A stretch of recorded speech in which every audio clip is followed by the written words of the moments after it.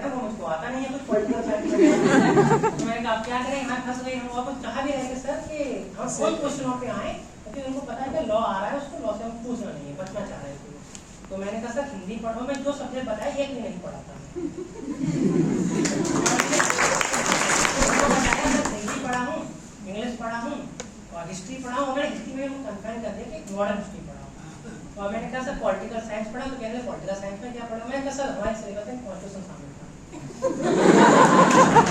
Question वहाँ पे आगे पूछा नहीं मुझसे, बस कहा कि चलो ठीक है। उन्होंने एक मुझे प्रॉब्लम थी कि ये बताओ कि एक लड़का, उसके फादर ने कहा कि मेरा लड़का गस्टेड ऑफिसर है और शादी उसकी हो जाती है और पता चलता है उस लड़का पियोन है, तो फिर क्या इफेक्ट होगा। मैं शादी वर्डेबल हो जाएगी शादी को, क्योंकि जो कंसेंट ऑफ नॉट से ऑब्जेक्ट की गई है। तो कहने लगे चाहिए बताओ कि लड़की के पिताजी ने कहा मेरी लड़की बहुत अच्छा खाना बनाती है, बहुत अच्छा गाना गाती है, सब काम बहुत अच्छा करती है, पता चलता है कुछ नहीं कर पाती है। तो यहाँ पे क्या होगा। मैंने सर यहाँ पे शादी वैलिड रहेगी क्यों, यहाँ पे फ्रॉड क्यों नहीं है। इनका सब्जेक्टिव क्वेश्चन है और किसी के लिए खाना अच्छा भी हो सकता है, किसी के लिए खाना हो उस क्वालिटी का भी ना हो। तो मैंने इतना जनरल आंसर नहीं हमको सुनना है, तो टेक्निकल आंसर दो जिसके पीछे लीगल प्रोविजंस का व्यर्थ हो। तो मैंने कहा सर सॉरी सर। तो कहने लगे कि सेक्शन 17 कॉन्ट्रैक्ट का सुना है। मैंने कहा जी सर। तो वो यहाँ पे अप्लाई होगा। मैंने कहा नहीं सर अप्लाई नहीं होगा यहाँ पे। तो कहने लगे क्यों अप्लाई नहीं होगा। मैंने कहा सर हिंदू मेरे सेटलमेंट होती है और कॉन्ट्रैक्ट से तो आपको मतलब है नहीं, कॉन्ट्रैक्चुअल प्रॉब्लम तो है नहीं यहाँ पे।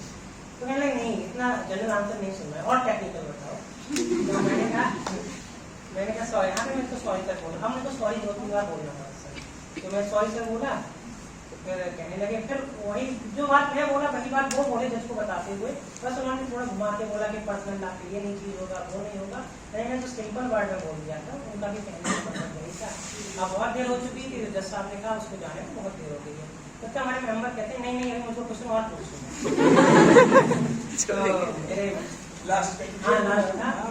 तो मेंबर ने कहा, तो वहाँ पे जब कोई कह देगा मुझको और पूछा दस्तावेज नहीं कहेंगे कि अब जाओ। मैं यही कहा था कि बहुत पूछिए उसको जाने दो। तो मेंबर ने कहा कि हमने तुम्हारा लॉ तो देख लिया, हमको जीएस बताओ। मैंने कहा जीएस तो आता नहीं है, तो फिर उन्होंने जीएस में सबसे पहले मुझसे क्वेश्चन पूछा नैनो टेक्नोलॉजी क्या होती है। तो नैनो टेक्नोलॉजी हमको पता तो था जनरल आंसर, लेकिन हमने कहा जनरल आंसर बताए तो और हमको लपेट लेंगे। तो भागना चाह रहे थे वहाँ से। तो जब फिर उन्होंने कहा कि अच्छा ये बताओ, फिर मैं सॉरी सर उसमें बोल दिया। तो कहेंगे जीआई टैग क्या होता है। तो मैं जीआई टैग का तो आंसर बहुत अच्छा दिया, एग्जाम्पल के साथ भी दिया उनको। फिर कहने लगे कि अच्छा ये बताओ, अभी 4-5 दिन पहले न्यूज़पेपर में जीआई टैग दिए गए हैं 500 प्रोडक्ट्स को, उनके नाम बताओ यूपी में दिए गए हैं। नहीं सर कौन से दिए, बात करते हैं जानकारी दिए भी नहीं गए।